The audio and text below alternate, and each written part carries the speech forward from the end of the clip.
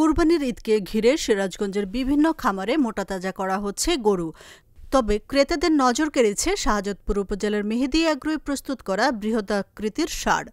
আদর করে নাম দেওয়া হয়েছে জাম্বো। আমেরিকান ব্রাহ্মা জাতের এই ষাঁড়টির দাম চাওয়া হয়েছে ১৫ লাখ টাকা।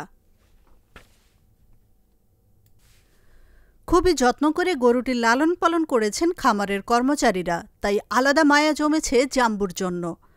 উপজেলা প্রাণী সম্পদ অফিস জানিয়েছে, দেশের মাংসের চাহিদা পূরণে বেশ কার্যকর ভূমিকা রাখতে পারে ব্রাহ্মা, ফ্রিজিয়ান ক্রস, শাহিয়াল প্রজাতির গরু। এসব জাতের গরু লালন পালনে নানা পরামর্শ দেওয়া হচ্ছে বলে জানানো হয়। স্থানীয়রা বলছেন, ব্রাহ্মা প্রজাতির দীর্ঘকায় ষাঁড় জাম্বুর জন্য ন্যায্য দাম নিশ্চিত হলে এই অঞ্চলে উন্নত প্রজাতির গরু পালনে উৎসাহ পাবেন খামারিরা। আশরাফুন নাহার মালা, চ্যানেল এস নিউজ ডেস্ক।